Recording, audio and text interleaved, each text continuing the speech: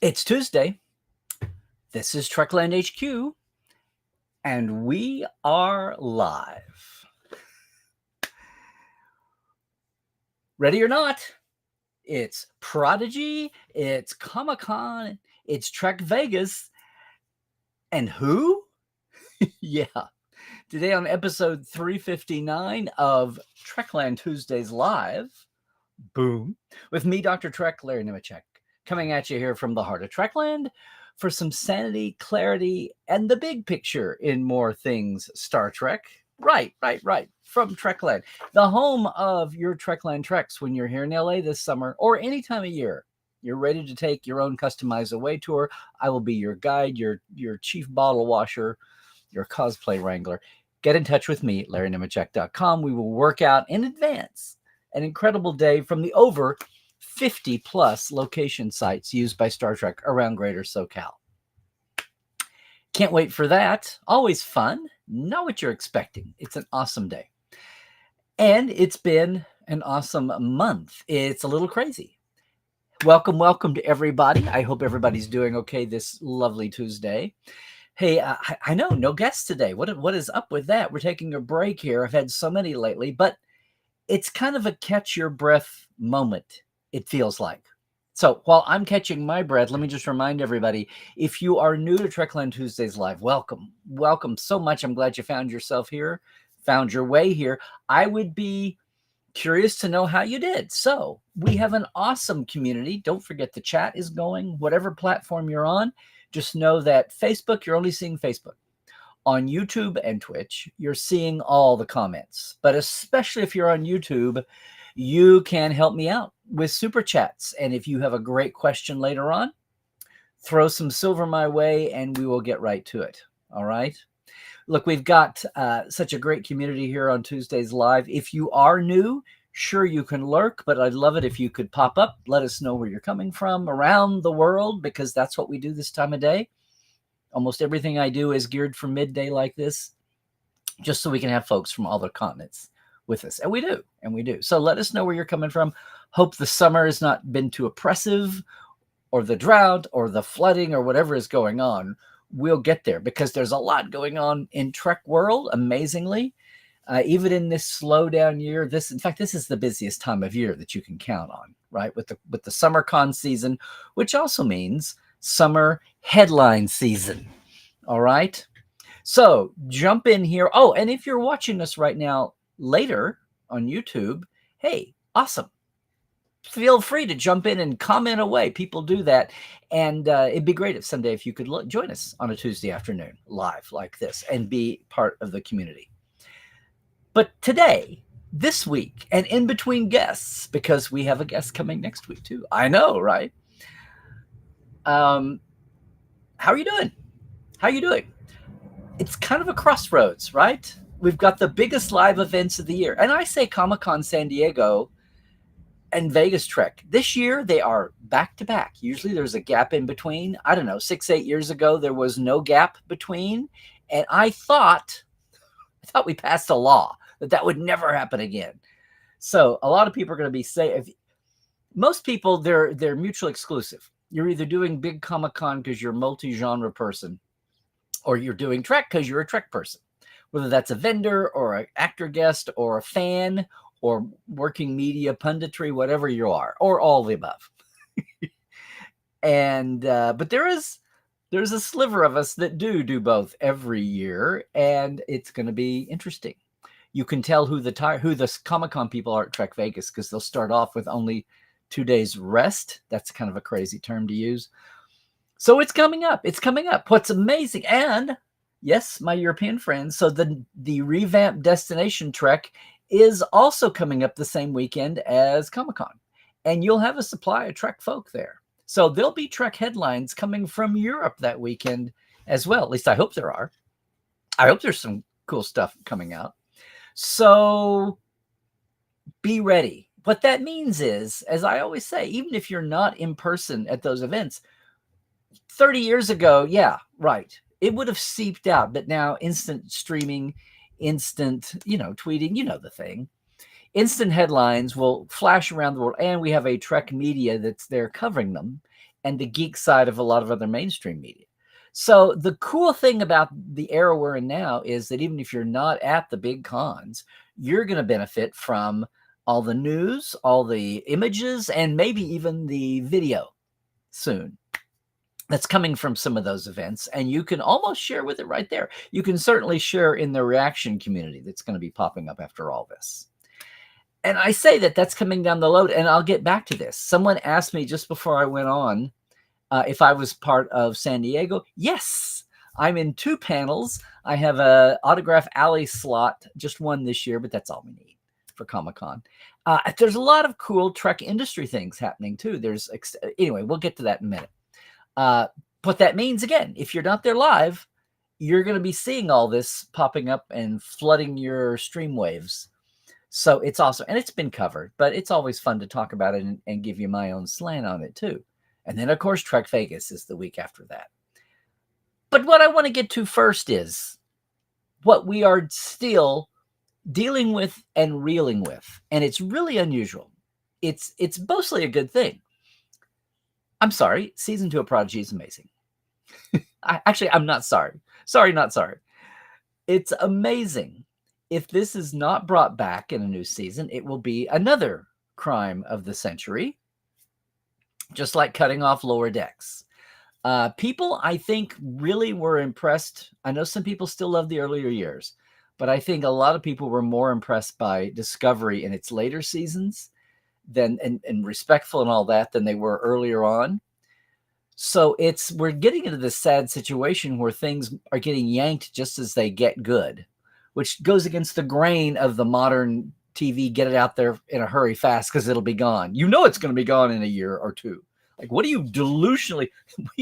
We grew all up in, not just in 26 episodes a year world, but in Trek world where, it doesn't get good till the 3rd season. And we've talked about this before. Can Star Trek survive no matter who the showrunner is or who the production company is? Is it just inherently complex with Star Trek that it can't get geared up until the 3rd season? Well, I want to say, I thought Lower Decks was amazing. I thought Strange New World was amazing first year. Lower Decks was amazing first year. Thought Prodigy was amazing first year, especially as it got toward the end of its first year.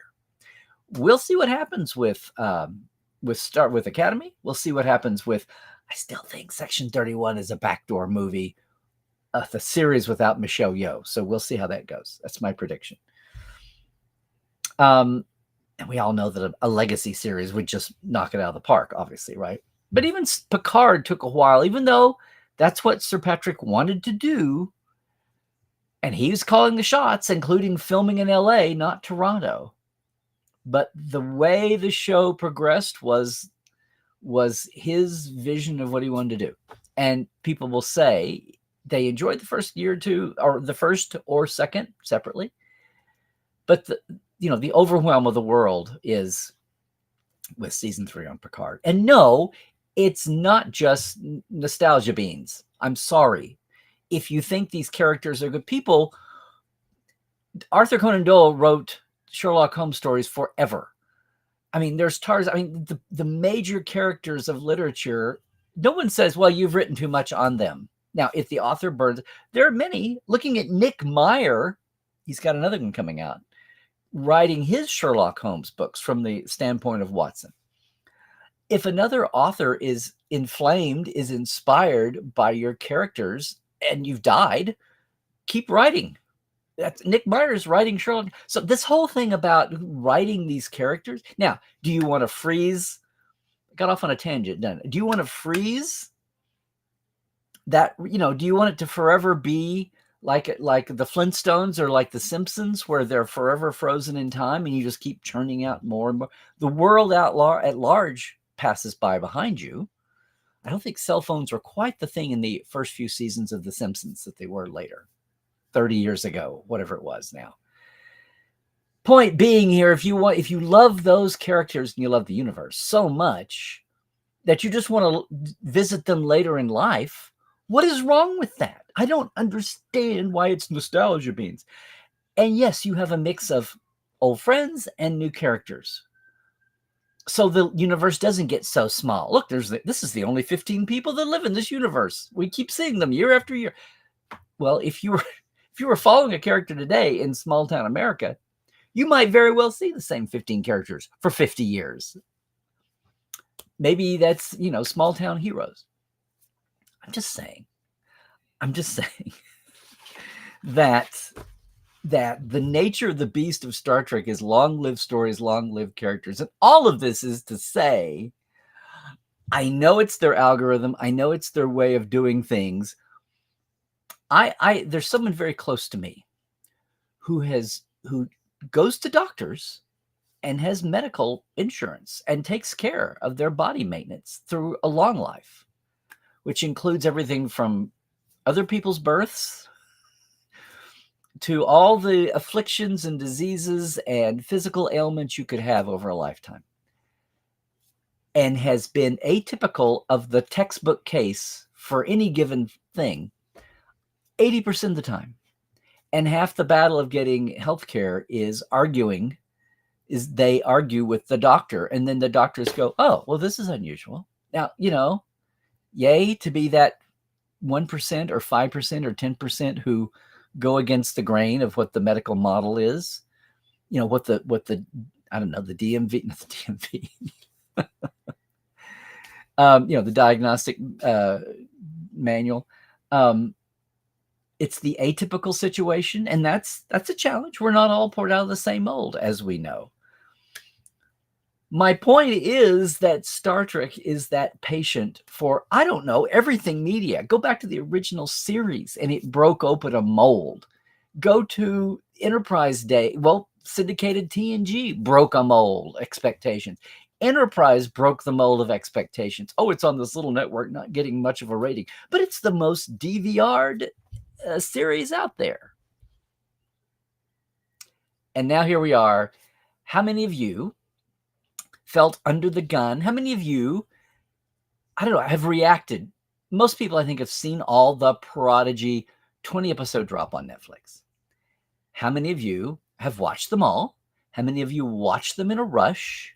How many of you have watched them in a rush 4, 5, 6 times now? How many of you were trying to let the meter spin to impress Netflix to get a 3rd season? How many of you haven't watched Prodigy at all and want to, but it just hasn't gotten to you? How many of you have all the good intentions in the world of watching the rest of them after the first few you got to, but life got in the way? This is what I'm saying. There was an earnest campaign, still is, to spin that needle, to spin the meter and impress Netflix on their little way of doing things. And if it doesn't happen, and if Netflix is not impressed, it doesn't meet their algorithm for metrics and analytics, and it doesn't get a 3rd season, and yet the stability, the long-range stability of Prodigy, which is the Star Trek norm, right? But Netflix isn't interested in long-term stability of support and ratings. They're not an owner with a network or selling DVDs or selling syndication rights to stations where they know they can look at financial reports and see exactly what the metric is. But Netflix has one thing in mind. It's the streaming era. It's not the channel owned by the maker. And so everything is about oppressing them on the way. And look, maybe they invented this and they know what they're doing. And maybe they know that I don't care what happens. If it takes 6 months to hit a peak, if 3 years from now, the viewage numbers are at 50% of what they are now, maybe that's amazing anywhere else in the universe. But on Netflix, that's no big deal. Maybe that's what it is. And maybe Netflix really doesn't. But after the events of the pandemic and after the events of the strike, I think in many ways the emperor has no clothes. And it's not such a cut and dried magic book of secrets. We know and you don't. All that's to say, as I often do, the ship has sailed. The Prodigy drop came in 20 episodes. Drove me crazy. And I'm in a little percentage here of the folks who are trying to deal with it. And I've had aggrieved conversations with others trying, oh my God, do we do single reviews? Do we do clump reviews? Do we just do a half season? It drives us crazy, but that's a selfish view. I I cannot believe that Netflix is getting the most bang for the buck of viewership and eyeballs doing it that way. I know that's the way they drop all of their other series and projects, but once again, what are those magic words? Star Trek is not like any other media thing.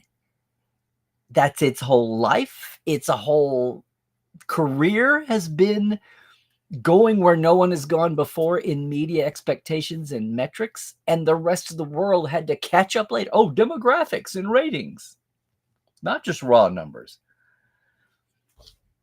And it's what is it? It's a Pyrrhic victory. It ain't over till it's over. You could look back 30 years later and say, NBC shouldn't have canceled the original series. UPN didn't know what it had, even as UPN and WB were melding. Yeah.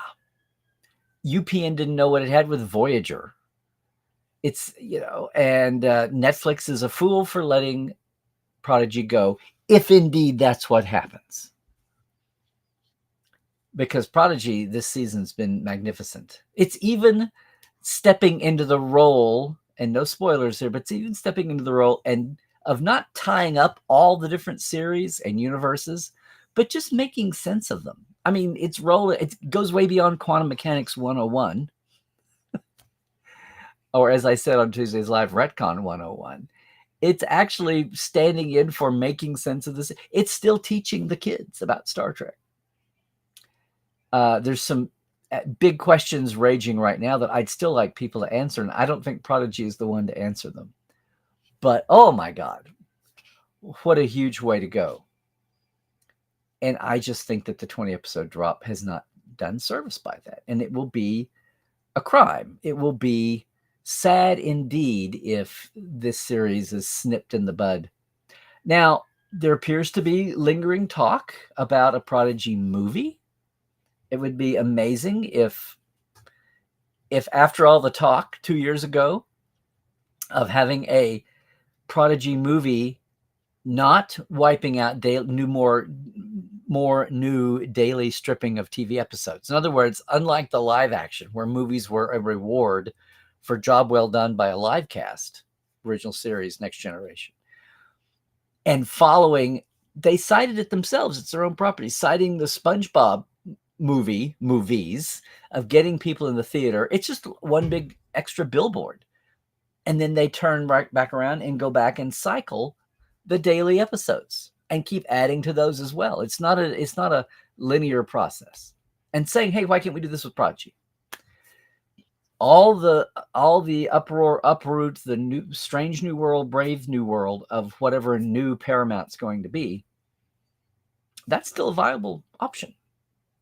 And I'm assuming nobody steps up of the other players and bidders, and that this winds up with Ellison and Skydance.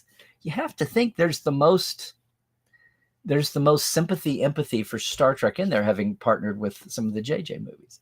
Wouldn't it be weird indeed if the greatest contribution of the JJ movies is that it brought Ellison into the fold, and in an alternate universe, saved Star Trek and the unity of the franchise and the property, and guarding against just absolute unmitigated chaos, like stripping it for parts chaos?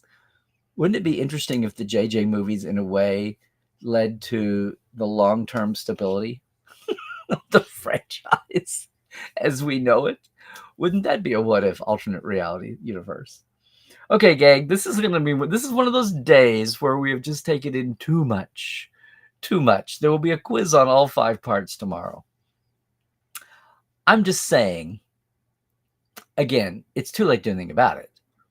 But I'm just wondering years from now if we will look back at the, grateful for the save for Prodigy Season 2 on Netflix, but look back and think, did not handle that well. Hopefully we'll have some hindsight in the future where all our Prodigy kids wind up popping up somewhere else and doing something else. Just like we're all wishing and hoping and things for the Lower Decks gang to wind up in different venues, different ways, places. Live action on Strange New Worlds again. Or on Academy even. Who knows? But I I'm curious to know what you all thought. It's very frustrating to me. I will say that Cadet Alice and I are going to sit down on our own time, do one episode at a time. It will be through the summer and the fall, which is not on Netflix's time frame. But we will do that. So that's coming down the road. I myself am frustrated because we've done two second opinions of 4 episodes each. That was my answer. I'm not going to get any more. This is insane. I am not going to get any more done until after Comic-Con San Diego and after Trek Vegas.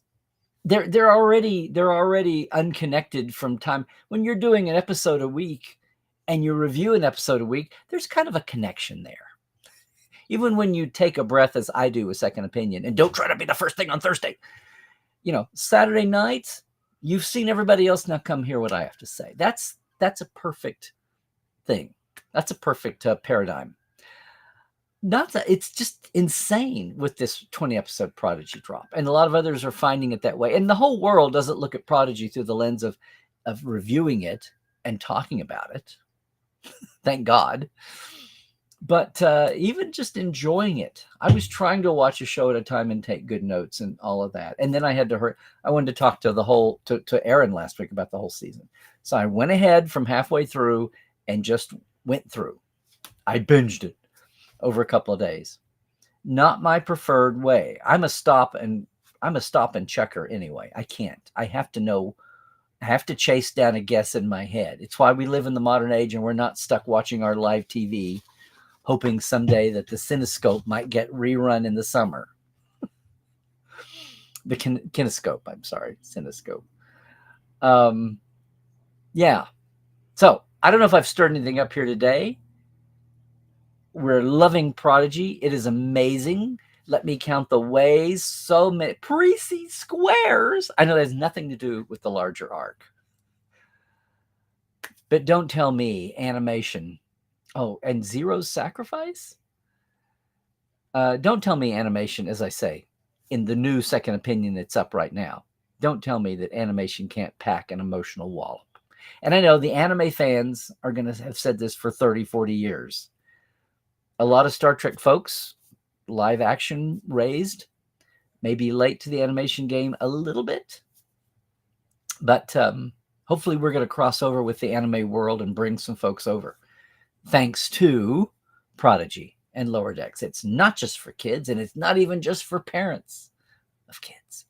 It's amazing, amazing. And I think it's almost the worst thing about the whole Prodigy season 2 experience is the 20-episode drop. And I know there's probably folks who enjoy binging. And if that's your thing, have at it. But I'm just saying most people feel a little dazed right now, maybe confused, maybe blurry about the situation. It's 20 episodes. That's 10 hours. So in a way, it feels like more anyway, on top of the 10-episode season we've been having. It's the same amount of screen time, but still, the stories go. The stories go. I review it over on Second Opinion, and we'll be doing that, and we'll have Alice. But just to say, wow. A very open-ended wow. Those of you who have seen it, again, know what I'm talking about. And those of you who are partway through, do everything on your own speed. You can let it go in the back. All these strategies for impressing Netflix, we're now at, what are we now at? As of yesterday, we're at, 2 weeks. That's the rumored, tried to be researched limit of Netflix making a decision or not. So don't stand down, though. Keep the month going. I just don't know if our Trek pace, even with the first big leap out, and different metrics, different systems have been trying to track shows, streaming shows, showed a great spike in the first week. Not so much lately. So I don't know. It's not rocket science, whatever the hell it is they're doing. And I don't think they know what they're doing either. So will we hear more going into these cons? I don't know. Let me just say that as predicted. So, you've probably seen the news. San Diego has the huge studio show for Hall H on Saturday afternoon, hour and a half. What's cool this time is that it's going to be really the first spotlight in a way for Academy. There'll be Lower Decks and there will be a Strange New writers, actors, but in the Hall H thing Saturday afternoon. But what will be amazing is it'll really be the first time in the spotlight for Noga Landau in a big way, and in the Academy show, and then also some of the cast and writers from well, the writer. It's more cast than anything, but a spotlight on Section 31. It's their first time really on the big stage to have this much attention half the time. So that'll be interesting, and I'll be there. What's amazing also, hopefully you saw, so International Friendship Day turns out to be that Saturday, week from this Saturday, and this unusual, and it sparked a lot of tongues wagging, kind of a summit meeting in friendship, this International Friendship Day, between, I'm going to say, the oldest two actual franchises, both of which happen to be on the optimistic side. And, both of them older than Star Wars and everything else since. Yeah, Doctor Who. So Russell T. Davies, the current head showrunner, king of all things Doctor Who, and Alex Kurtzman, current head honcho for everything Star Trek, are going to have a shared panel at 5:30 Saturday in 6A. It's a room that holds 1,000. I hope I get in, press or otherwise. I'm just kind of fascinated. I don't know that there'll be any kind of amazing crossover, earth-shaking news come out of that. Maybe. I don't know. Both of the franchises, and we're talking about timey-wimey on Prodigy here, but both franchises have given nods to each other increasingly over the years. Some of that's just the franchise saturated world we live in. It's kind of hard to not have the elbow room. And if you're going to do it lovingly, an homage. Because, if they had both been more familiar with each other, I think Assignment Earth, Gary Seven and Roberta Lincoln, might have been called out a little bit for being Time Lordy companion-y back in the early 70s. But we didn't get there because we were so unaway and so unglobal. But yes, all the recent developments with Wesley Crusher has made this a little interesting. And then, not part of the Paramount Plus world, but Prodigy is getting its own panel Sunday morning at 10 a.m. But I'm going to be there with the Hagemans and Kate Mulgrew and Brett Gray, who's the voice of Dal, for an hour. So who knows what we'll learn from there. It won't be any spoilers because the season's out. But I'm glad to see them at least marketing the show. Yay. So there's the lounge and the Energizer Lounge and the Lodge, which is the network's hoo-ha-ha, which they'll be tracking their other shows in there. I'd like to think that the Trek traffic will be the biggest, even though if it's not the most represented thing in the entity in the Lodge. These are all off-campus things that people can get into, but you need tickets, reserve tickets to get to the Lodge. The Energizer Lounge is our friends, a lot of the licensees who have got their stuff together. And Hero Within, Star Trek Wines, Star Trek The Cruise, although it's technically Comic-Con Cruise, has a booth on the floor, which, again, I'm excited to be part of this year. Anyway, that's an off-campus thing. And the thing about Comic-Con is it takes lobby conning to a whole new height. You can go to tons of things without a ticket to the convention, thanks to all the Gaslamp District, all the adjacent places that are retail. There are pop-ups, there are setups, there are exhibitions, there are mini museums all over the place. And that's big. So Star Trek's got big. And then there's the menagerie booth, pop-up, whatever, on the floor of the exhibit hall. So if you're there from Trek, there's so much. Not the least of which is to say that if you're there on Thursday, 1:30 in room 24 ABC, the Roddenberry panel that we called Star Trek The Next Generation Gap, advice on how and where to get into the franchise, my friend John Champion, Holly Amos, and Kim Korcher from IGN and myself will be talking about that one on Thursday. And then on Sunday is the Trekland panel. I'm calling it Star Trek Now and Then Can Less Be More, which is us going into the brave new era of not weekly fresh Trek and the whole streaming retrenchment, the media retrenchment, all the question marks with what's going on now. what should be the path forward? What part of fandom should be appealed to? What part of new eyeballs should be reached to? Where in the spectrum we should go to? And I'm so thrilled that I will finally get a chance to meet Ryan Britt, who does so much great writing and journalism and wrote the book Phasers on Stun that I had a little tiny part in. Is going to be here. He's modding. He's going to be in town from the East Coast to handle the Netflix Prodigy panel on Sunday morning. So he's going to hang over and come with us at 2:00 in 32 AB.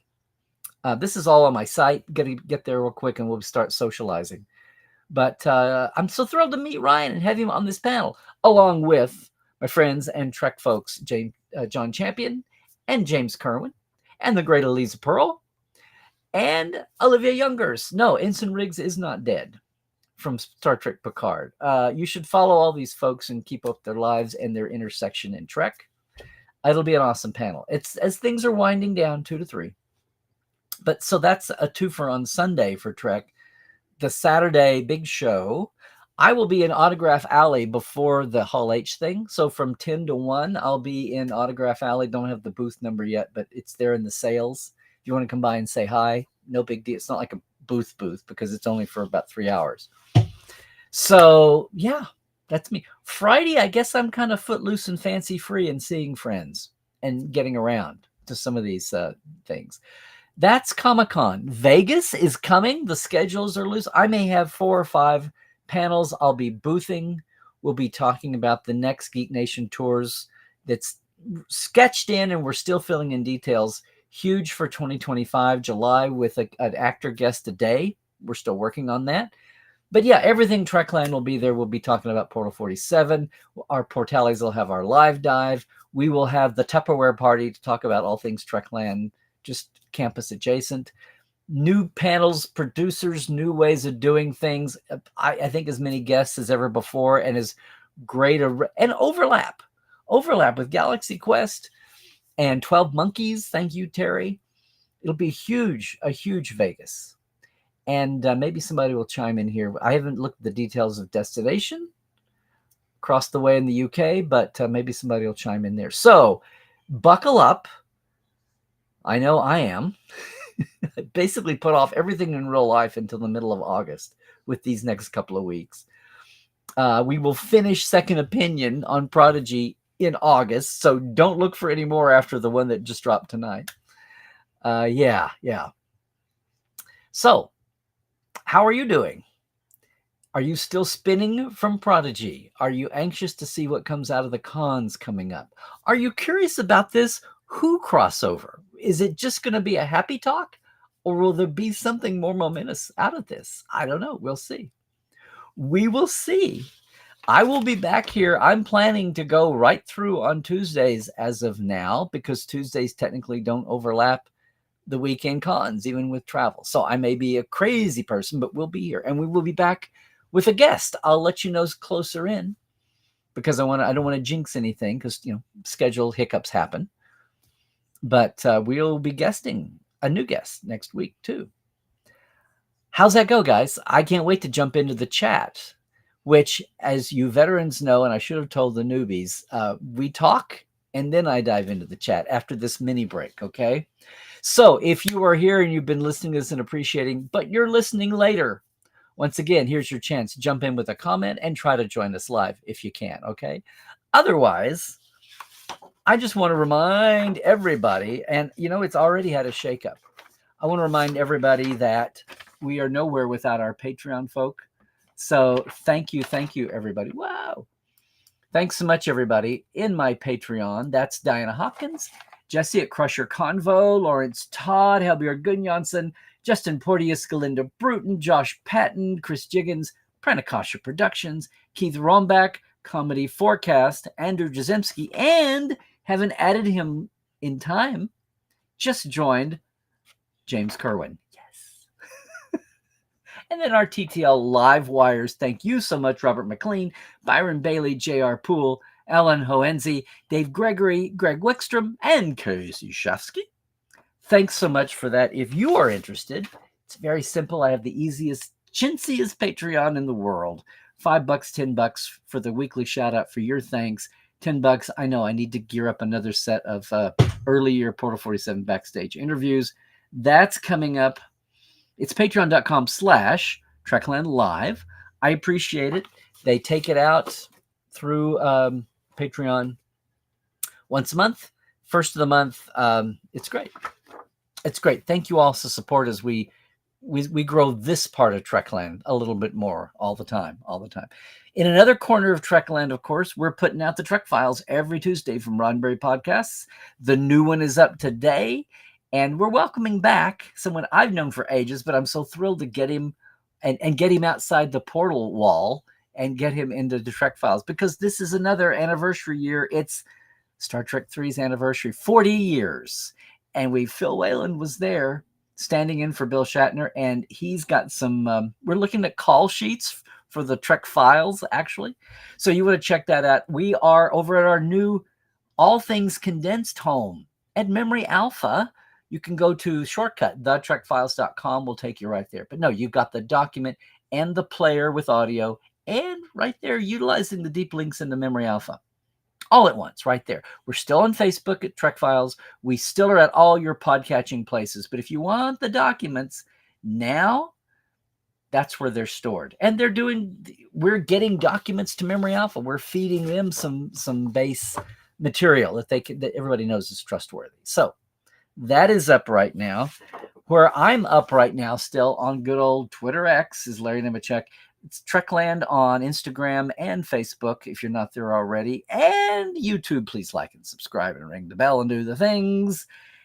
And Portal 47 is my original give back here and get folks like Phil Whalen preserved and out to the world, and in a way that provides me an income.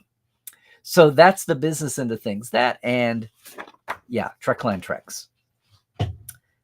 Gang, I want to thank you for joining us again today. Buckle up. It's going to be an incredible couple of weeks coming up here. If you haven't seen all the Prodigies, you still can. No one's stopping you, and it will still help. We can still spin that meter, because who knows how the hell Netflix does anything. And meanwhile, if you're headed to San Diego or Trek Vegas, come by and say hi. And if you're not, buckle up. You're going to have some great headlines, great news stories, great stuff coming. And apparently I'm going to be tweeting from Hall H this year for the Trek hour and a half. So that will be fun on top of everything else. Gang, hey, please, as you go about your stuff, there's some weird eddies and currents of things out there. The COVID, it's not the killer that it was, but it's annoying as hell and always mutating. So please take care, right? Stay healthy, do all the things, stay woke, check your sources, and Trek well, everybody.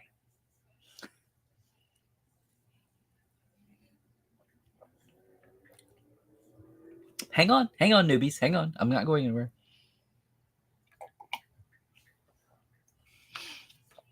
We are going to re-scroll and see what's up. I know, Christoph. How does TTL without a guest work again? Well, it's working like this. I know. Look how far we've come. You know, there's a whole world of Trek people out there that don't fit Portal 47, even behind the paywall. They're not backstage. I got my paycheck from CBS or Paramount. They're not those people. And they aren't maybe connected to something we can utilize for Trekland Tuesdays Live. So, I mean, for the Trek Files. So if they are authors of current books, that's really the kind of gizmo going on here. If they're not a writer on strike calling in from the picket lines, that's such an awesome day. How we met and had Bill Wolfson on over a year ago. Let's see. Anyway, hello, apenas un trekker. Are you coming by? You're on YouTube. Is this a new visitor, or are you coming over with a new YouTube identity? Either way, it's awesome. Thank you for being here. LL and P to you too. JR, Hey, good to see you, sir. Um, everybody. I should have mentioned the that GoFundMe for what was it, a cookie party, a party for a thank you for the Prodigy writers. Raised that. Liebchen. Hey, Lawrence. You know my legal name is not Lawrence. It is Larry on the birth certificate, just so you're saying. Dr. Payne, our speech and theater chairman, used to always say, "Well, Lawrence." I'm like, it's not Lawrence, Dr. Payne. It's not Lawrence.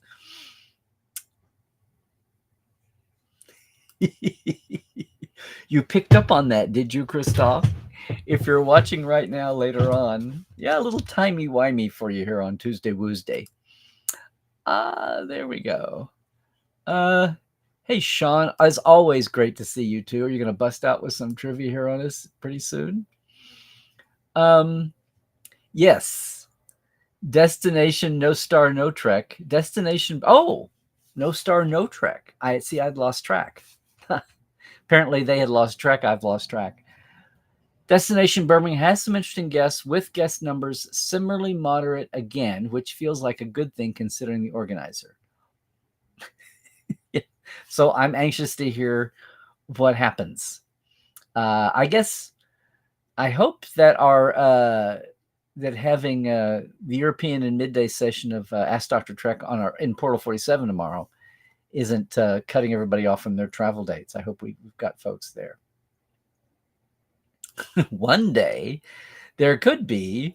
This is STEN, the Star Trek News Network, the most trusted division in news. More trusted than Section 31, apparently. Yes. One day, JR, let's hope. Boy, we gotta get through some shit right now. We're ever gonna get to Star Trek times. That's all I'm gonna say. We need to up education big time. Yes. Hey, Glenn, glad you could make it. I will talk to your bosses and see what I can do.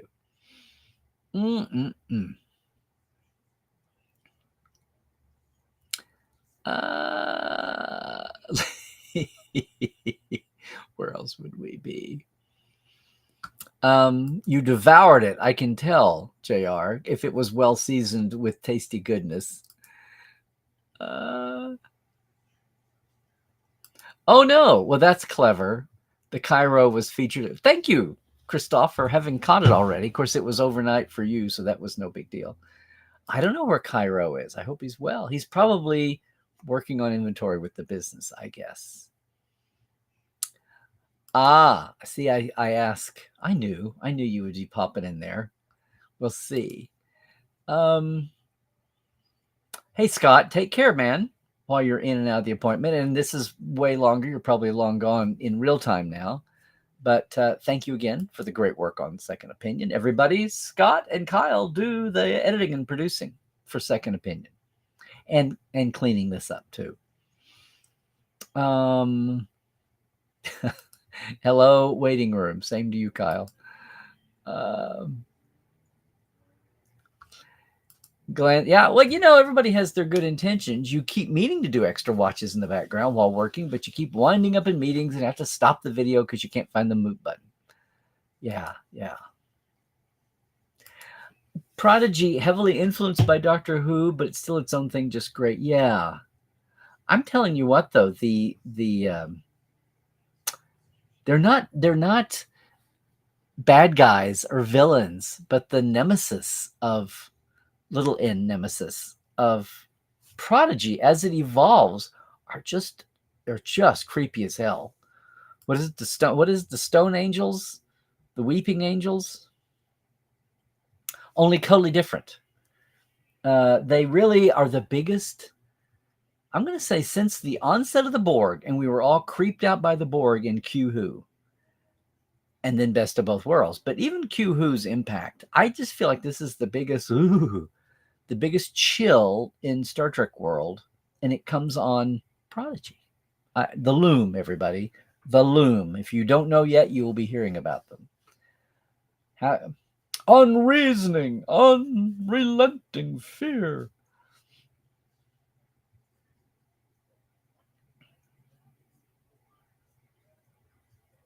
Zahir, are you saying that you don't think Prodigy is appealing to adults? Okay. There you go.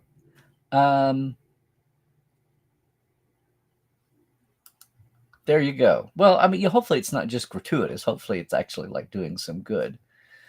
There we go.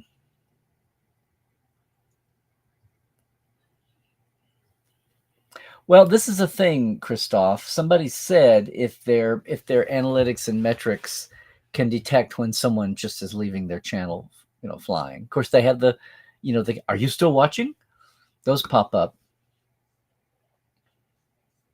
Interesting. All Roddenberry Berman era TV Trek is on Netflix, including TAS. But what about second season of Short Treks? Did you ever get to see not off the discs and hard media, but did you ever get to see season 2 of Short Treks out?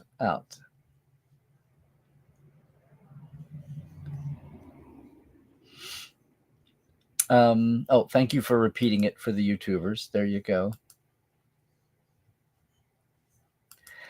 Well, see, Glenn, this is the thing. I don't know. I think people binge watch, but do Trek people binge watch? Do Trek people want to binge? I mean, and yeah, 2 or 3 or 4 hours at a time, maybe more if it's a party or a long dull weekend, but 20 half hours,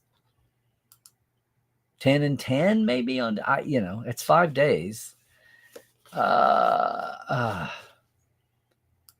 Liebchen, have we had bots in the I haven't seen bots so far. We will see. Maybe they've retreated already by the time I got here. Is that possible? Oh,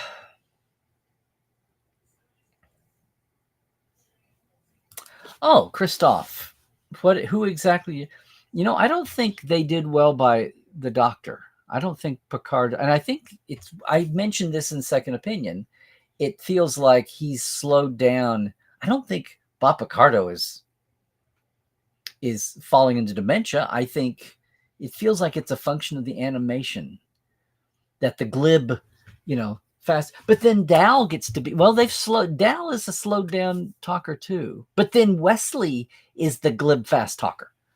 And I thought, well, if they can animate Wesley to do that for him, why can't the Doctor? I don't know. That's really the only flaw I have with the animation and all that. But I'll be curious to see what you have to say more about it. Okay, JR, a letter writing campaign to Netflix and Paradance. Interesting. Paramount Skydance knows there's the Star Trek IP to play with, according to Investor News. I hope they look at I'm finally glad to finally see Star Trek popping up in mainstream stories about the merger. They were mentioning when they would talk about franchises and what's the foundational touchstones of the corporation's IP. They finally mentioned Star Trek a little bit. Not feels like the first 2 or 3 weeks, especially the first week or so of the second wave. Hey, Willie, good to see you, and good to see you, Christian. Yay.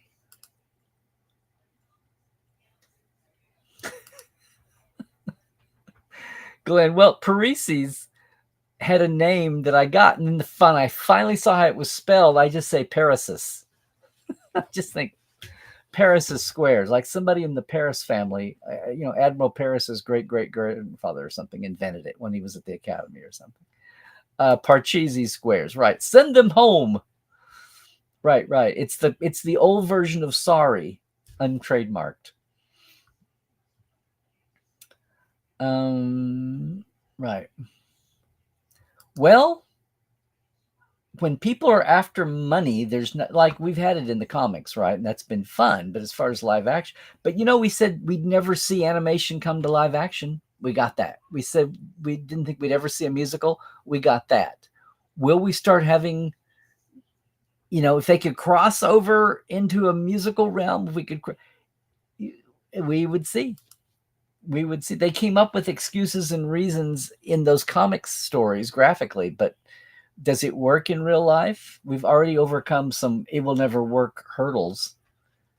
Maybe that's the next great unexplored horizon. We'll see. This is, I think, what did I show your quote here, Christoph? Um, yeah, to get quick cash. They're cutting $3 billion. I'm just afraid that some of the folks I've gotten to know, much less older acquaintances, friends, I hope everybody's jobs are safe as they go to cut back. Because most people I know would be in the soft areas like promotion and marketing and publicity. So we'll see. This is interesting. Thank you for the NBA business report here. Paramount stock today ended at $11.95, which has been a 3-year improvement.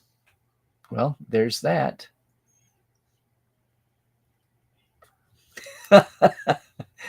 Bearded Chakotay looking like Rios from Picard. Okay.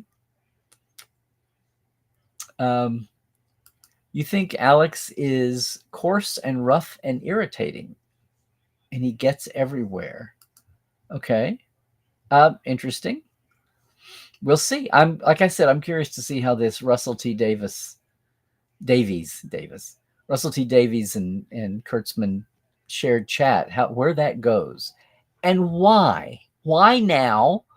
What's the instigation? There's a reason here, and it may not be we're doing a crossover series. It might not be that at all. It may just be somebody in one side or the other got a wild hair about marketing and overlap and all that. And people still love the shot of Gene and what's his name shaking hands in the 70s, in the 80s, actually, I should say, in the late 80s. Now someone's going to tell me.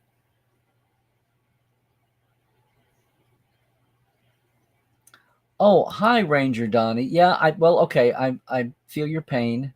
Sorry for your loss. One of two.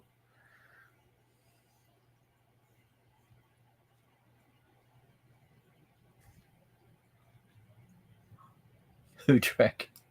The timey-wimey frontier. Yeah, there we go.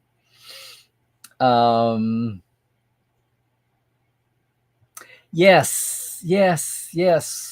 What am I doing here? The passing of James B. Sicking, who, yes, Captain Styles himself, the first captain of the Excelsior.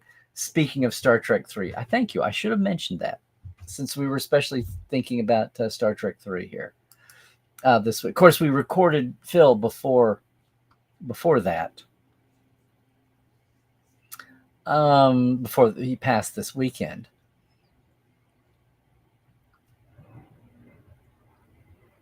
Well, Glenn, not only is Sunday at 10 a.m. rough for the partiers, but Sunday morning is when people are checking out of their hotels. And at Comic-Con San Diego, that's any of 20 hotels over a 10 by 10 square mile area. Yeah, a lot of people are going to be checking out of hotels at that time, including moi. I'm going to have to get with my group and check out way early. And then if I get there, there better be room in the room. I think I can prevail to have a seat saved. Give me all the timey-wimey.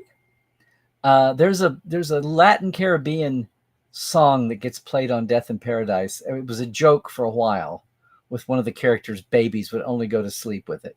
It's called Tiny Whiny, but I think it could be easily adapted to timey-wimey. I don't know why it never occurred to me before, but thank you. Hey, Jenny. Hey, gal. Big star Jenny there, sharing time with Todd. Thank you for dropping by. Good stuff going on with you, as always. This sounds like a press release from the FBI. I neither hate nor despise Alex Kurtzman, even though Prodigy is my #1 current Star Trek show. I've had more people. I look at comments from Second Opinion or other threads. A lot of people have no qualms about stepping up and saying Prodigy is my favorite show. A lot of people had no qualms saying Lower Decks was their favorite show. And one of the reasons Lower Decks got there was, aside from all its inherent elements, people said it's a love letter to everything. Like, you can get to everything else through Lower Decks, the best of it. And it's kind of getting that way with Prodigy, at least, between the holodeck throwback show with Spock and all the older characters, the legacy characters, and then just some of the threads that are getting wrapped up in this. Yeah.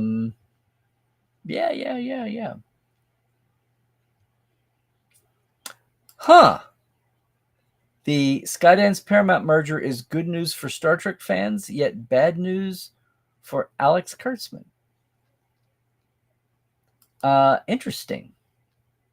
Politics. I looked this up. I should have done it again.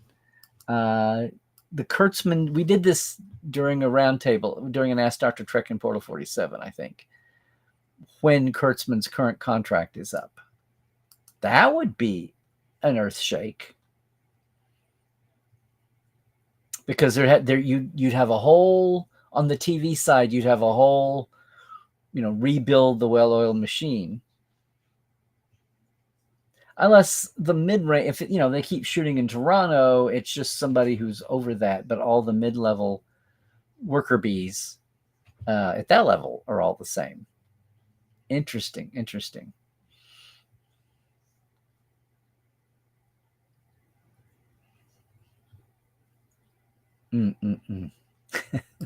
Save the Power Rangers hashtags. Okay, JR. And Donnie. Yes, indeed. See, I'm out of this. I have enough to contend with here. Plus, I have to build a wall. Build that wall. Oh. 37 people signed your Star Trek petition at change.org. It's a search away and worth signing. Okay, what's it about? What's it about? Wait, what are you saying? Maybe they have announced that Russell T Davies has secretly co-wrote Kurtzman Trek. Would explain a bit. Yeah, I somehow think our friend Aaron would have slipped up and let that out. If you're talking about Prodigy. Not Academy, who knows? Section 31? Yeah, there we go. How are we doing on chat? Oh, we have plenty of chat left here. So glad everybody's getting in and saying their howdies and hellos. Christian, you saw it after it had turned the corner and really started to blow up, and then it's retrenched just a little bit since the pandemic, but not in a big. They've been smarter about spreading out and not trying to cram everything in the convention center, because that way lied madness and fire marshal shutdowns. There you go. Everybody get over to them. Hey, Rashid, I have been in the UK. Some of them here on the call know. The last time, I think it was the second London destination Star Trek, and then the second Birmingham. That was the last time. And then I was at Sci-Fi Ball.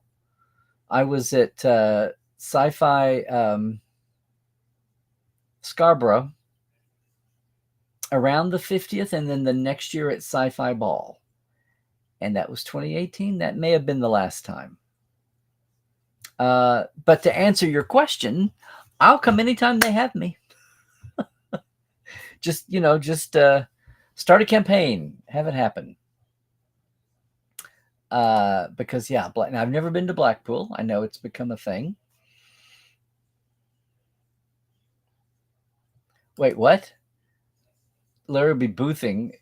Sounds like I've said boothing for years, or some people say tabling, but I'm old school. I go back with Robert's Rules of Order, and tabling was a motion that you did in Robert's Rules of Order. You're going to table a motion. So I never like saying tabling. Plus, tabling sounds like you're just kind of out there naked with it. Boothing sounds like you've got walls and backs and sides, and you're much more, and it depends. Sometimes you're boothing. Sometimes you're tabling, actually. Sometimes you're on an island. Sometimes you have a back wall. Be a booth B. Yeah, there we go. Yeah, well, I need to go yell at Jason or yell at Dirk. The last time at FedCon was like 20 16, 20. It's been a while. It's been a while. Admiral Ross was still with us. That's how far back that was.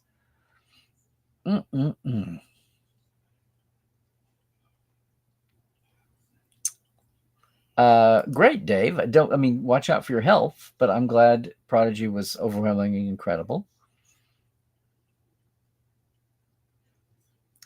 Now, what? Dr. 15, is that our newest one? Send an episode they might visit those guys, speaking of Trek. So I'm curious and patient, waiting for it. That would be rather bizarrely incredible. I noticed this too. The Janeway model in Prodigy are they trying to make her older? It's only a few years. It's less than 10 years later than the end of Voyager. So, it's a good deal less. Like 6, 7, 8 years. I've stopped thinking. Was it 8? And now we're in 4 and 5. So yeah.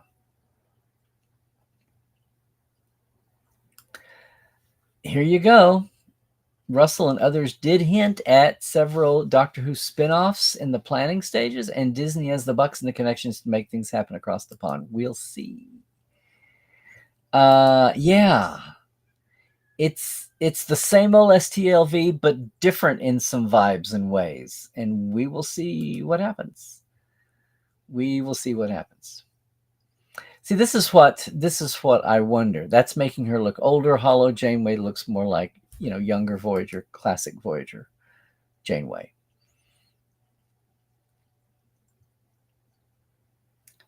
Yes, the time loop needle has dropped. There you go. I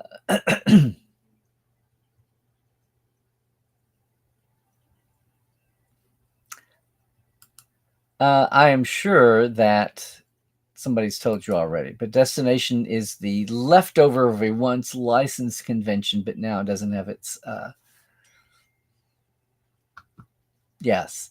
And coming in from the sidebar here, my friend Jonathan Connor is saying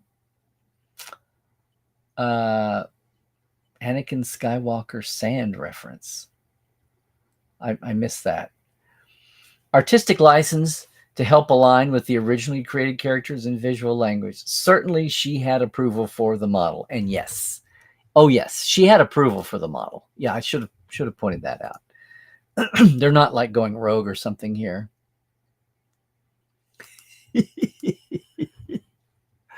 I'm Lawrence to you when you're frustrated about something. After all, a little bit of that last weekend, after all these years, is that TMI? No. You mean radioactive like 3 Mile Island? You have to be a certain age to even know 3 Mile Island. No, absolutely not. And I will put you far and away on a level above Dr. Payne. Well, hi, Timothy. This is the wacky, crazy, wackadoodle. If you want the internet to melt down the way it did the Saturday that Sir Patrick stood on that stage in Vegas and announced a Picard series, if you want a total meltdown of the bits and bytes of this world, let that happen that afternoon, that late Saturday afternoon, early evening slot. And we'll see what the hell happens. Yeah. Take that, ABC Disney. Well, ABC, everything is mungled around now. I'm thinking about take that Star Wars world. Awesome, Carl. So I'm assuming that's in the greater Salt Lake area. Went to a small convention that was only in its second year, offered some help to the organizer. Did they take it? Did they appreciate it? I would hope so. You've got more than a couple years of experience under your belt there and some big picture thinking. Okay, Christoph, good. You are safe for Ask Dr. Trek Euro tomorrow. Absolutely. No, it's saying Lawrence is not almost as bad as getting your first and second names, like the way your mother would say it. Oh boy. Wait, what? What?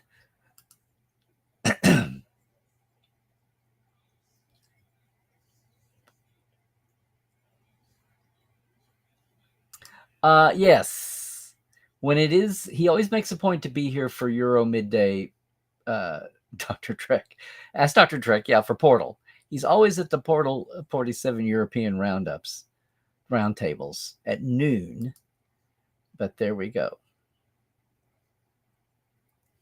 So are the children of the reality eaters called the fruit of the loom? Why, yes, Carl. Yes, they are. Let's just make that canon, if not by definition. This is true. I realized that when I was like, oh, Cybermen, they're like the Borg. Oh, but wasn't there didn't one of the comic stories cross them over and bring them together? Look, I said years ago that in a Who Trek crossover, you need to have the Borg and the Daleks together because I want to hear a Dalek rolling down a corridor going, assimilate, assimilate, assimilate. That's what. Yeah. I have now approached the extreme limits of my Who-ness.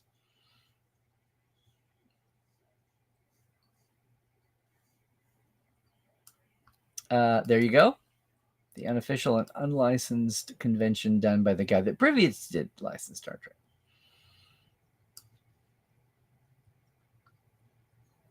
It wasn't to you. And sometimes you qualify as adult. Okay, well, I'm sorry.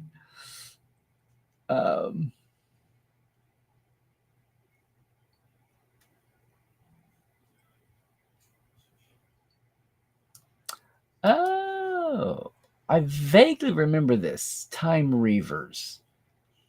Well, is that where? No, it was 5 years later. This was the first couple of the Rose Tyler early episode revived Doctor. That was like 06, 07, 08. 5 years before that, the big crazy bads of the Firefly universe were the Reavers. So did Doctor Who steal Reavers the name from? Anyway, interesting. It's such an unique spectrum. More often worry that Prodigy isn't kid-friendly enough. Yeah, I know. I'm really curious to see how Cadet Alice reacts to the timelines, but also the Loom are scary. They're terrifying, especially when you don't know the chittering and the tendrils.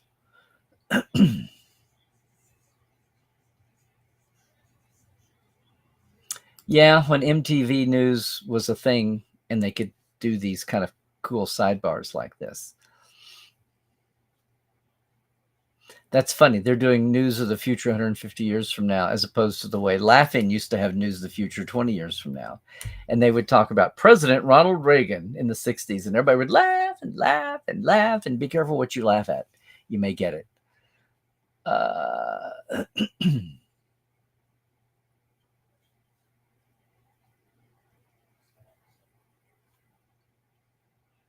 Okay, I've lost track of who he is in this, Christoph.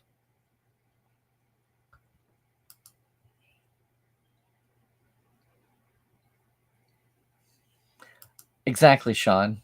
Exactly. Of course, they're interested in promoting whatever's hot. It doesn't. There's nobody getting paid to sit in the back and go, well, in 5 years, no one's going to care about Yellowstone, but people will care about Star Trek 50 years from now. Yes. Hi, Sherry. Glad you're here. Yes, he speaks more kindly. I was just talking about it being softer and gentler and slower. Oh, Plushie's right there. McCoy's right there. Forcing the cuts primarily on their linear media. If we're talking CBS, if we're talking about production shows made for, Anakin Kurtzwalker. Okay.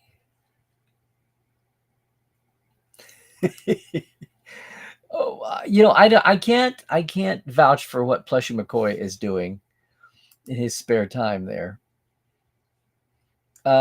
Sherry, I will do so. I haven't seen her since the 4th of July, but I will do so. We have to get our plan. I won't see her until after August, after Vegas Con. So that's a thank you. Oh, that guy. Thank you. I think I did a brain fart on Lucas because I know some other people Lucas' first names and I just couldn't say it. How sad is that I couldn't bring George Lucas up? Almost as if I forget the first name of the Roddenberry guy. Yeah, if I couldn't remember his first name.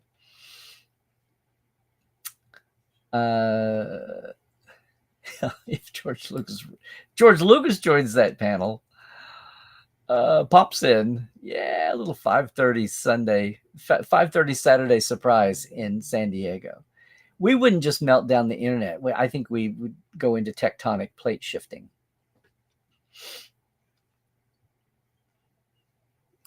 We have a lot of Tar Heels in Trekland, and Bonnie Moss is not with us live here, but is very much in the Trekland spread too.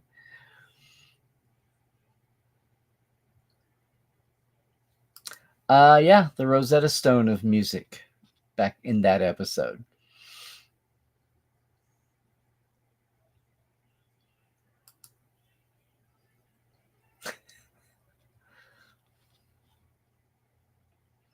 Okay, Sherry, that's cool. Just know you're seeing about a fourth of the conversation here, apparently. So there we go, and save the Power Rangers once more.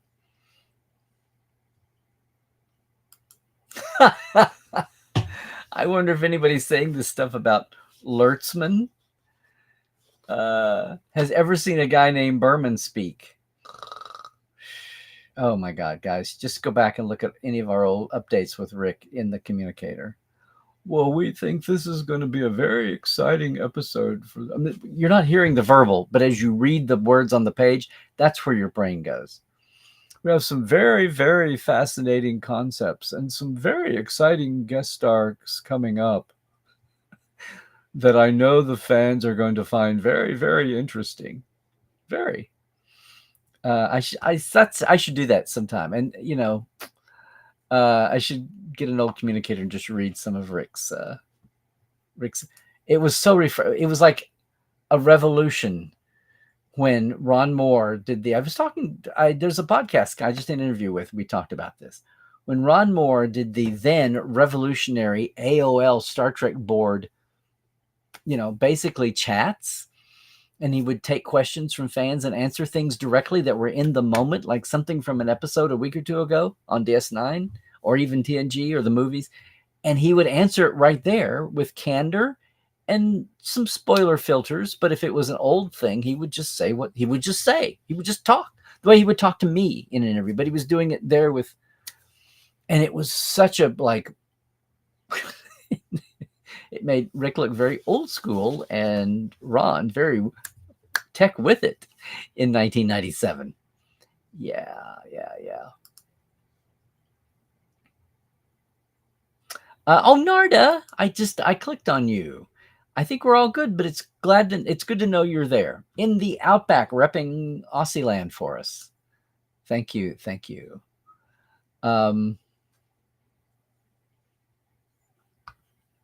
Hey, Liebchen, it's more a case of Star Trek taking a break on Legacy because they've got 2 shows in the pipeline already with one going, and the whole world is waiting to see what happens with Skydance Paramount, while the whole world is waiting to see what happens with streaming. So right now, it's a little bit of a kerfluffle. I want to say everybody has warm feelings about Legacy, and people get it. But I think it's just stacked up between the shows in the queue and the world not knowing how big or long the queue should be, or whether streaming is even going to keep working, all of that stuff, and who's going to own it and who's going to call the shots, and is it going to get merged, and all of that stuff right now. It's that thing that happens when, if you don't have something in the can in motion, all the plans sit whenever there's a great disruption. And that's what happens right now. This is like 0607. When my world imploded, when the corporation split and the company nearly went bankrupt that I worked for, and the world itself was changing from paper to digital. And Terry has gone into another project because he's got to pay his mortgage. All these folks, it's really hard times right now in Hollywood. I should talk about that some week.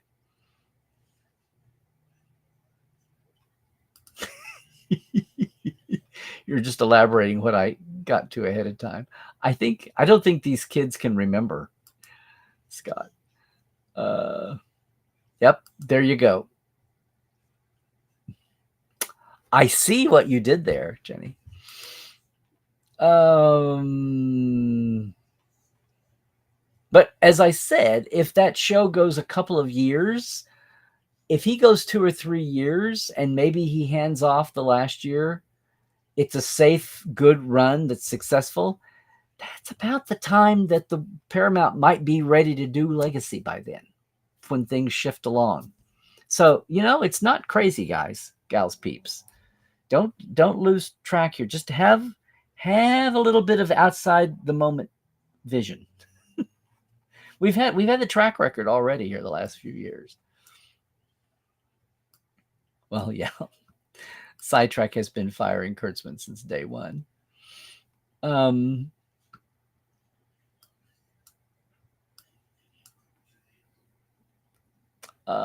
What's going on here? Oh, hi, Anne Marie. Hi. Oh, hello, Imperator 1701. Thank you. I appreciate you. And you're welcome. You're welcome. Yeah, a lot of are you allowed to say I miss D if you're not old enough to have lived in the same universe with him at the same time? Can younger people say I miss D? I don't know. I wish he could see what's happening with the franchise now. I mean, he's the one that came in and did the pilot for TNG for Gene. So, and didn't, and charged him scale. He was just so appreciative of what Gene, he was ready to retire when McCoy happened. He'd done all the old Westerns and all the horse shows and fallen off a horse. And you should hear him tell those stories about getting thrown, and the one where he falls in the horse tank water trough on the Western Village set with Henry Fonda. Yeah. Okay, chat folk.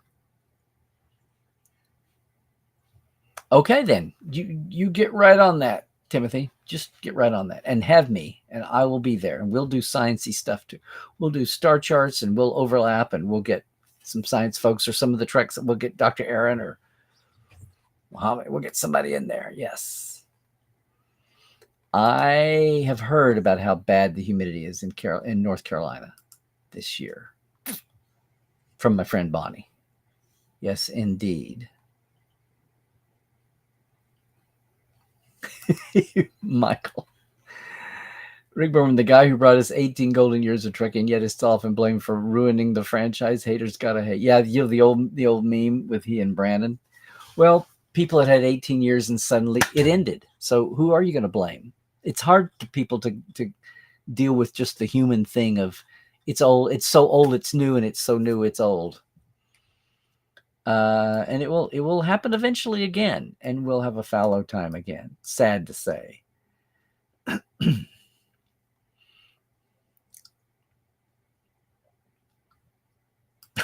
Wow, Melanie. Weird Al could make a parody song about timey-wimey stuff, the tune of Time After Time. If Cyndi Lauper would give her permission, yeah. Oh, she did. She parodied Time After Time on a late night talk show and turned it into Lactose Intolerant. It was great. I had to finish your quote there because you were too big for the thing. There you go, Glenn. Let's do the time loop again. Yeah.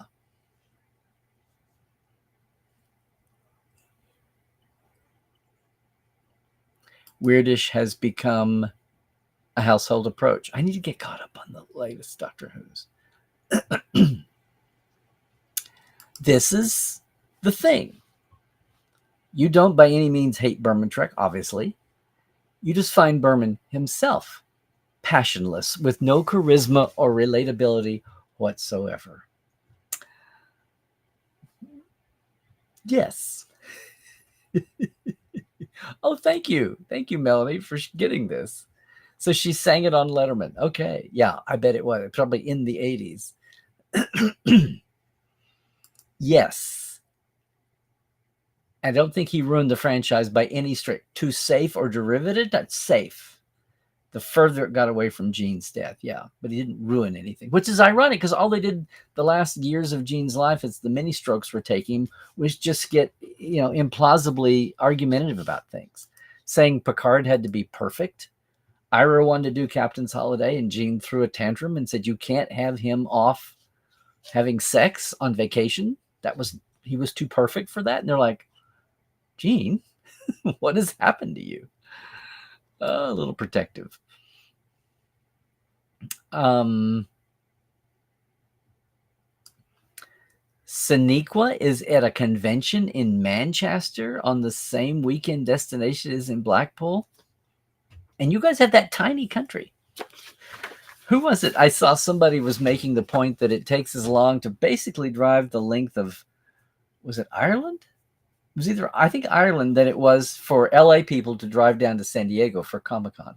It was basically the same distance.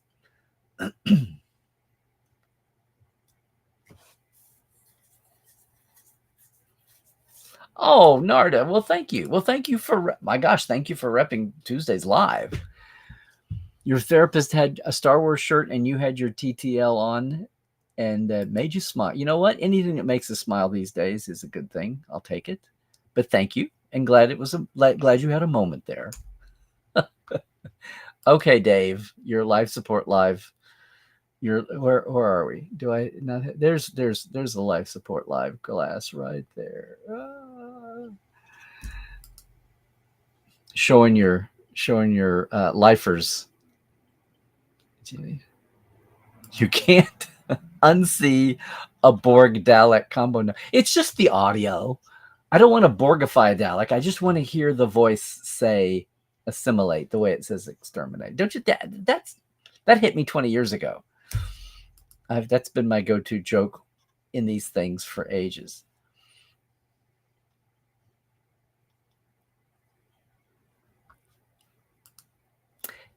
Yeah, this is, it's what I say sometimes, and sometimes God bless them, you can't help it. It's the arrogance of the new, the arrogance of the young. Sound just like those who hated Berman. It's a different thing, though. Alex has this lineage going back to it still all goes back to the JJ movies and a thing. My thing is, I kind of got it with Discovery, but now you've had so many tones and flavors and media. It's like they're not all the same by any means, and they've all had different showrunners at different times. And Discovery's not even the same. Picard doesn't feel like. Some of the folks who worked on it say, "Oh yes, it is. It's the same show all the way through, tone and all that." But yeah, wasn't TOS kid friendly? Well, that was the idea.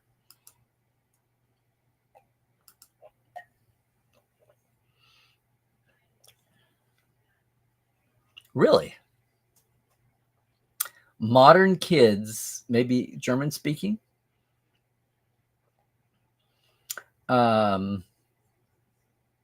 German TV buying TOS as a kids program and making it lighter in translation. Interesting. You tell me. I'm listening to this.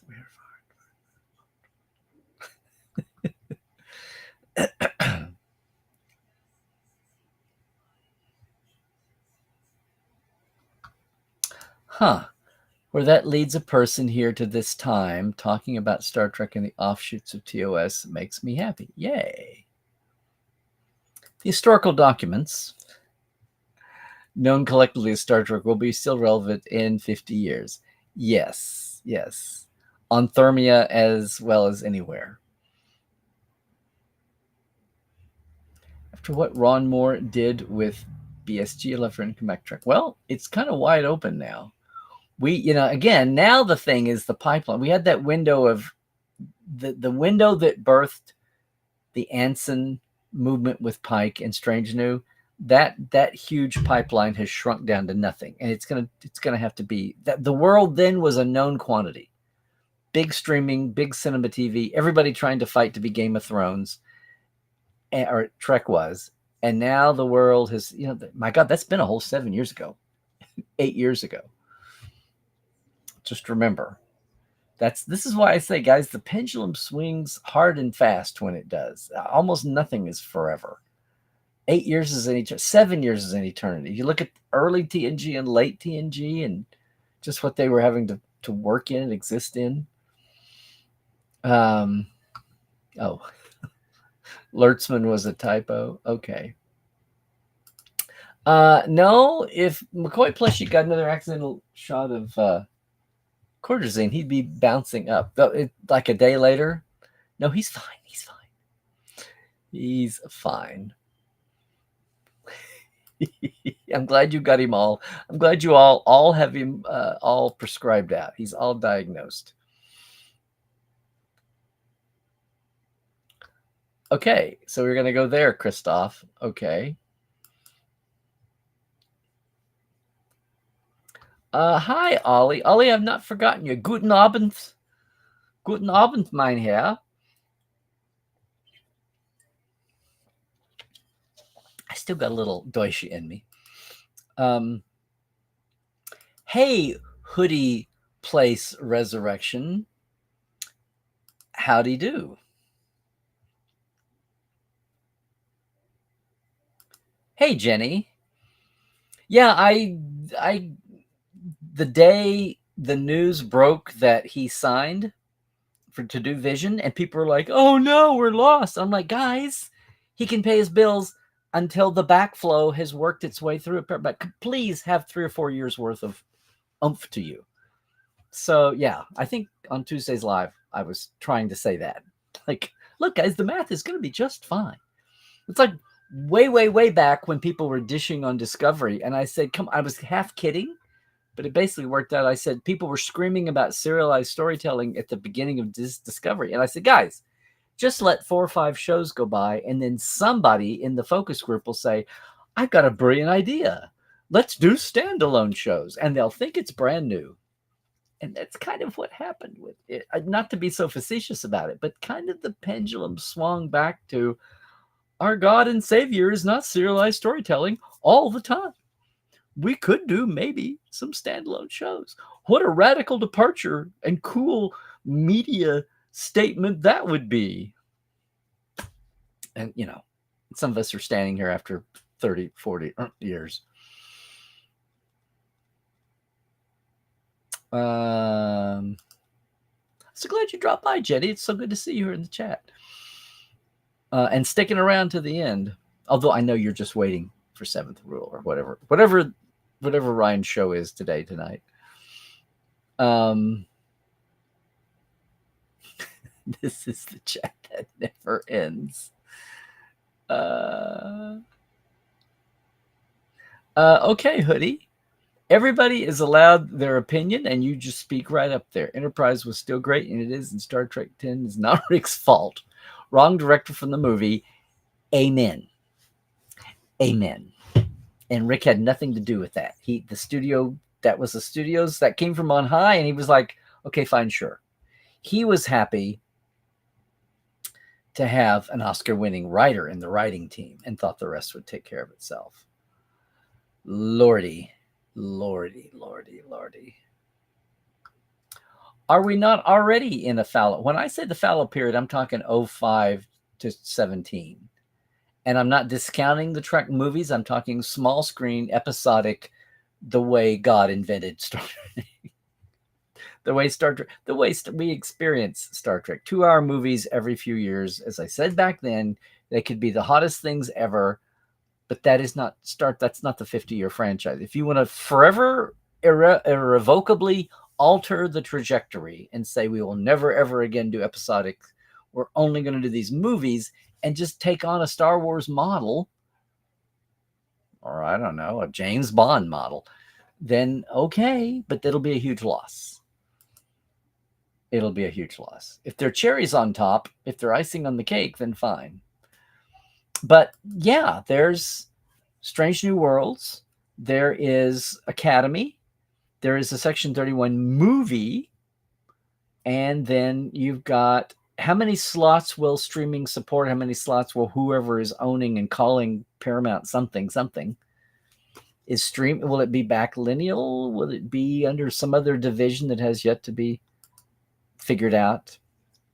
Will Pink Ray 5000 platforms explode and become the hot new thing? Anyway, hi Gavin. I'm glad. Hey, I'm glad Chuck brought you out to say hi because we'll all say hi to you too. There you go.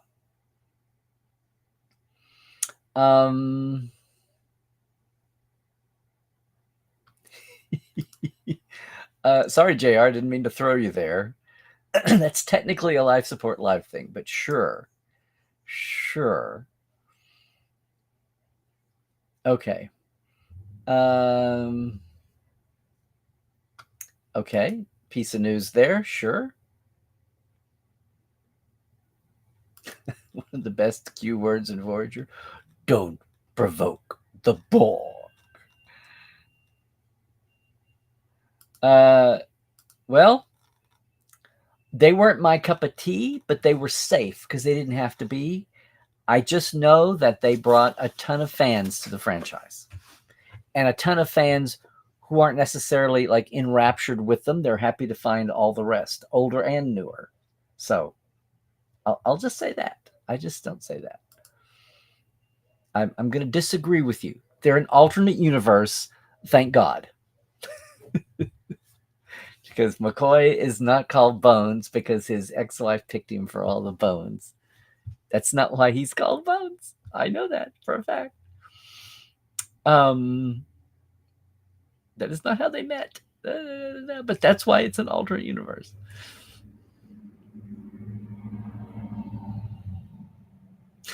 Really, Glenn? That's what you did. That's fine. See, it was a huge adjustment time because you only had. It's always rough when there's only been one kid in the family. There's only been one way of doing things, and the first time, it's like when you only knew one teacher and the new coach or the new music teacher takes over. It's rough. If you have longer than a 4 years of high school perspective, and then the third teacher comes in, then you're like, oh, okay, I'm triangulating. You can compare. It's captains, it's serials, it's serials, it's it's series, it's tones, it's live action animation, all that stuff. The more you have, the more you go, oh, it's called perspective, it's called context.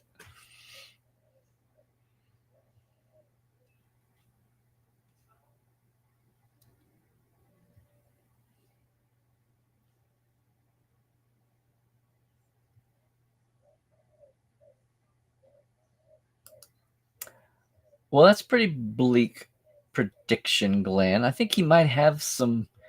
If you're talking about he's running a series versus if he took Alex's Pinnacle place, I'm sure there'd be a lot of shakeup the way he shook up what existed for a Galactica fan base then. I remember that, and I wasn't even standing in the middle of it.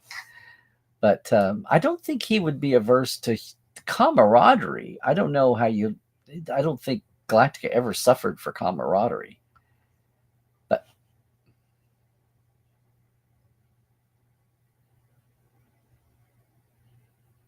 oh, okay. I figured this out, Christoph. But thank you for clarifying. Hey, May. Sure thing. I appreciate that. You know, make my metrics run just the same way you do Prodigy's. But thank you for that.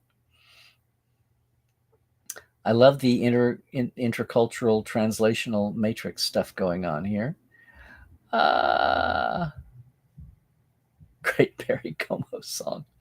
You guys are showing your age here. Yes, Vision is 6 episodes and that's it. Unless it's a huge hit and they have pressure to bring back. Or he gets sucked up into a sidebar project. Never say never, gang. Never say never, gang. Okay, so it's 2 years, not 3. There you go.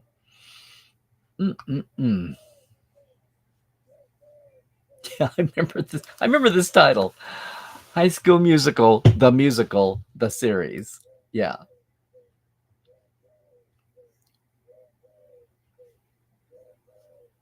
Oh, Jenny, that's so kind of you. Thank you. Thank you for noticing. You are so busy cranking out cool stuff and then making videos about it, making your TikToks and your reels, and now popping up on camera so much. So glad you could make it by. Yay. Let's see. This is true, Sean.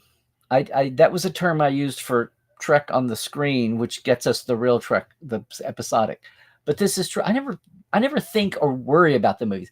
I said years ago, when after Beyond we settled into this soap opera about the fourth movie coming and going, and writer and director and who's overseeing and all that. So you make a list of all the people who were publicly announced to have a script deal, and one of them even came from the Kurtzman camp when things were especially I don't know, chaotic on the movie side with all the corporate stuff that maybe now is going to settle down, because you had the decline in revenue, weakness of Paramount Pictures, and then you had the remarriage and people, the turf building and attacking and you had all that confusion.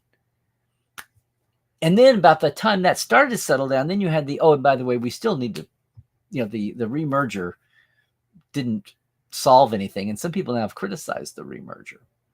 Why don't they just go back and criticize it was stupid to split back in 05, 06 in the first place? But people have said that that the chaos around the movies, I said, aren't we glad that we had small screen Trek now? Can you imagine if this was the aughts into the teens and there was a Trek movie promised, but it kept getting kicked down the road? Think of what a soap opera that would be, because that's the outside world would equate the Star Trek franchise with this one thing. Now that movie can be chaotically and comically almost kicked down the road with different people attached all the time. And it's not the center of attention because we've got 1 and 2 and 3 and 4 and 5 series over here and more on the way. You've got all of that. That's Star Trek. And this over here is a sideshow. So thank God we had the small screen going while all this fiasco with number 4, Arabic number 4, has been happening. Thank God. Okay, Narda, sign me up.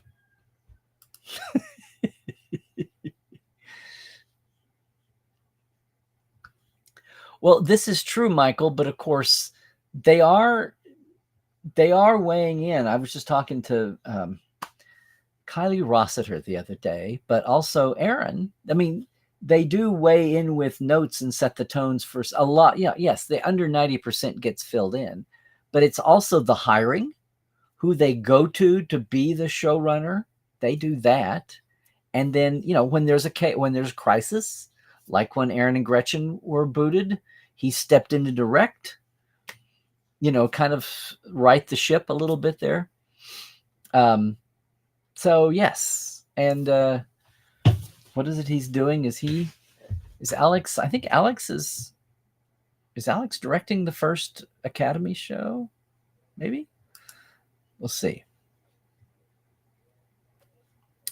This is an old thing with me. Yes. Whenever Trek has been high, it's been a low point for Star Wars and Doctor Who. Now, recently that's gone out the window for Who. When Trek has been high, it's been a low ebb for Who and Star Wars. When Who and Star Wars have been at their highest and peak, it was a low time or a non-existent time for Trek. It was funny how that worked. Now everything just goes all the time. Now we're just drowning in franchise material, it feels like.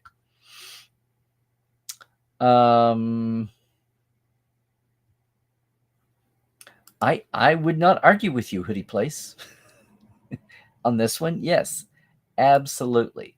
Thank you, Imperator. So TOS not only engaged a generation, it wrote the book on all this that we do now. It poured the mold for everything from fandom to Comic-Cons, separate from old school lit cons.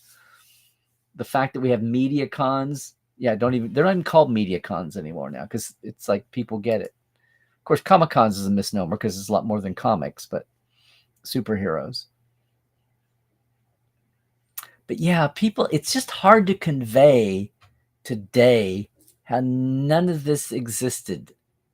And if it hadn't been Star Trek, hopefully it would have been something else. But it was Star Trek that laid the foundation for all these franchises and IP and fandom and all the merch.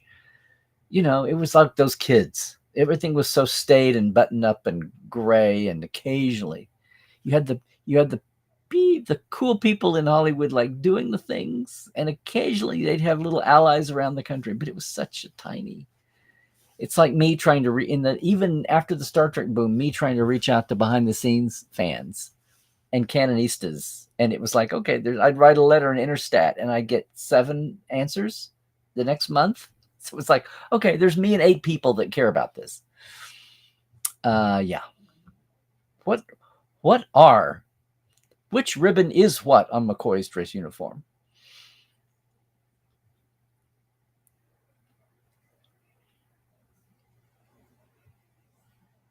Okay. Previously on.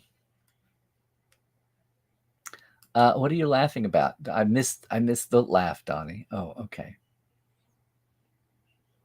There you are. Hi, Rose. Good to see you too. And yes, we've figured out that Manchester Comic Con is happening the same weekend as the other, and MegaCon. Okay, there you go for the East Coast, I guess. Best thing in season 2 TNG was Riker cooking. Some might say that little show called Measure the Man might have been up there too. But yes, Riker cooking, presaged Cisco and Pike and everybody else. What a shocking thing to show. Cooking live food that wasn't just prop food on a plate in a banquet. There you go. It was a revolution. I tell you, it was a revolution. What is a question here? How many memories do I have on my first Star Trek TOS episode?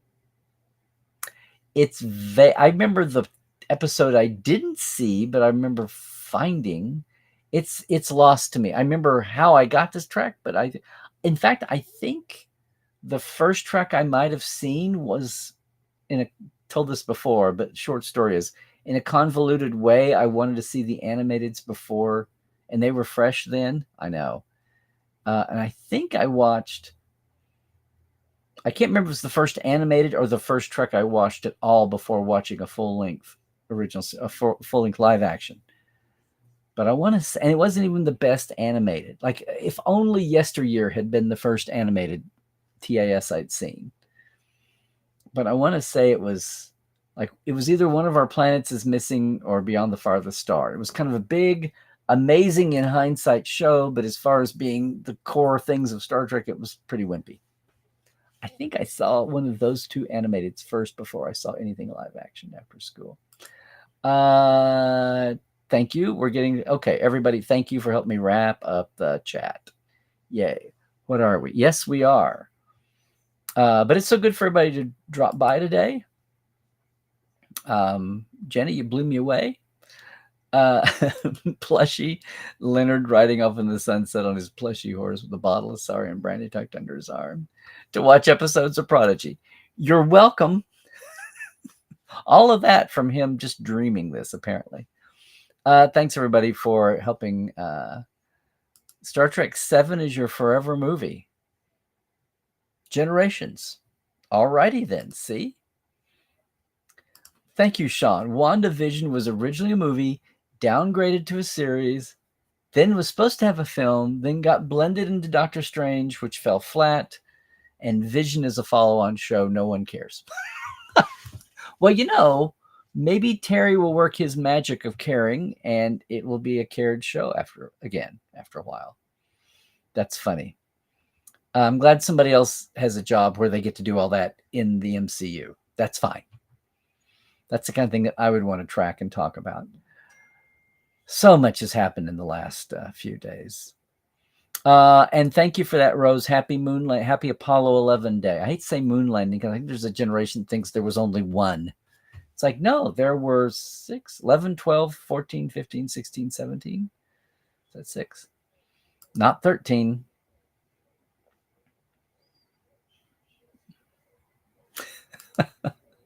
Sky Mount Paradise.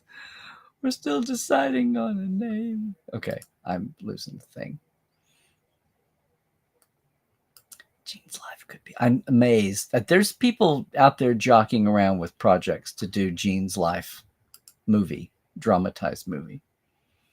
Star Trek 4, we're too old for this ship. You've been reading your Chris Pine. It's funny for Chris Pine to be talking about being so old now. It's like it was only 14 years ago.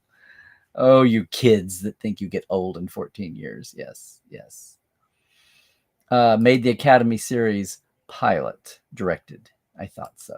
Yep. Yes. Oh, are you kidding? Don't Skydance versus Paramount. Which name do you keep? Are you kidding? Branding wise, history, global, not just America. Are you kidding? That's the mistake that Viacom made. They thought that the Viacom name was magical, mystical, and used it for way too much crap, and it was a joke. It's like, is that the old rerun company that shows Andy Griffith? Yes. Yeah. When SBC, Southwestern Bell, bought out AT&T and led the former's name change to AT&T. Yeah, well, all the baby bells used to be parts of AT&T. That was what was weird about coming full circle. It was so weird when Southwestern Bell bought AT&T itself. Oh, that I can speak some German words? Ja. Proudest moment in Germany for me had nothing to do with Trek or fandom or anything. Was when we went to see an English language film. What was it? Was it first? I think we saw the Jodie Foster First Contact at a theater in Munich, and it was an English language theater. So it was either tourists or it was Germans working on their English language. And I went to the concession stand and wanted to get a chocolate chip ice cream cone. And I was so proud of myself because I wanted to look like I was native and not a tourist. So I just kind of walked up and I kind of mumbled, eine Kugel chocolate splitten. And he's like, yeah, got it for me, paid, walked away. Nobody corrected me because I kind of like grunted it out. I was always so proud of that. That's the high point of my getting away with German in Germany. Deutschland.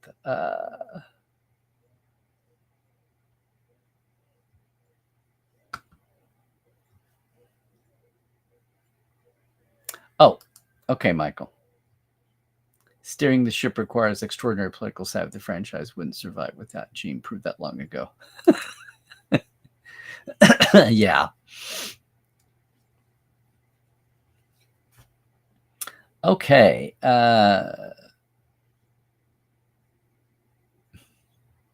Right. Owan eggs? Was it? Oh, that just popped into me as having somebody that scoured through those episodes before anybody knew what that was. I'm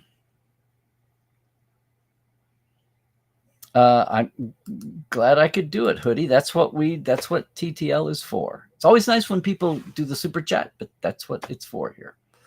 Are we there? Are we there? Are we there? Are we there? Are we there? You're welcome. Yay. Okay. I have to check out what you're talking about, but I will. Thank you, Christoph. It was just Contact, not First Contact. I felt the need to say Jodie Foster to avoid the confusion. If I just got the title right, there would have been no confusion. Thank you, officially. There we go. There we go. Gang, thank you so much for joining us again here. Boom, on another Tuesday. Again, stay tuned. I've got one more week doing some big projects here at my new place. So hopefully I'll be with you Tuesday with a guest. But just got to say, if you're headed to LA and you want to indulge your Trek in a whole new experience, if you've got a spare day, business, or vacation, check with me out about a Trekland trunk. We'll be happy to do that with you. Your own customized away mission. And yes, once again, thanks to all our TTLers and our live wires, you guys. I can add James Kerwin to this list, and I will by next time, unless we've got more then. Again, if you want to help out with Patreon and be supportive, it's simple. It's patreon.com/TreklandLive. Too simple. You can do more. No one's stopping you. but I'm keeping it simple on purpose just to help. Otherwise, I say just go ahead and join us in the portal. Just get a monthly subscription and do that for the year minimum, and you're off and running, right? But I am still Larry Nemechek on X and Twitter-ish. Larry's Trekland on Facebook, Instagram, and YouTube. Make sure you're subscribed, or go over right now and subscribe. And portal47.net. You can check it all out there. LarryNemechek.com gets you to everything, including the Trek Files, which is new up again this year. Phil Wayland, who was Shatner's, he was still Shatner's body man and stand-in, went for Shit My Dad Says. So he didn't fill in for him on the space orbital flight, though. He stayed on the ground for that. But was a great guest recently, as we remembered elements of Star Trek 3 and Star Trek 5. This week was our Star Trek 3 episode with him. Some call sheets from Star Trek 3. I think the opening day call sheets are in there. Check it out wherever podcasts are found, including our new home, thetrekfiles.com, and or the Trek Files page on Memory Alpha. Check it out, would you please? And comment. We really need to build our community, and we're working on that too. Hey, everybody, that's going to do it for this Tuesday. We will get out of the way. Thanks for joining us. Hang on. We'll be back next Tuesday. I have a guest. We'll be announcing it through the week. And yes, if you're headed to San Diego, if you're headed to Vegas, please come by and say hi. It's always an anomaly at San Diego. It's a totally different vibe because we have the panels. You can attack us later. We will probably be going for drinks with the panel groups, and you could join in with us then. I have some signing time again in the Sales and Autograph Alley on Saturday, 10 to 1. Come by and say hi then if you're around. And then, of course, Vegas is Vegas. We're just on for 5-6 days straight, constantly. You can't get away from it. And a slightly different flavored year this year in some ways, especially the ways that I tend to inhabit the place. So we'll see what happens. We will see what happens. We will see what happens here next Tuesday when I've got a guest. Hopefully a lot of you can join us. Tell your friends. Share and like, especially on YouTube if you could. Most of all, though, just stay healthy, do all the things. Stay woke, check your sources, and trek well, everybody.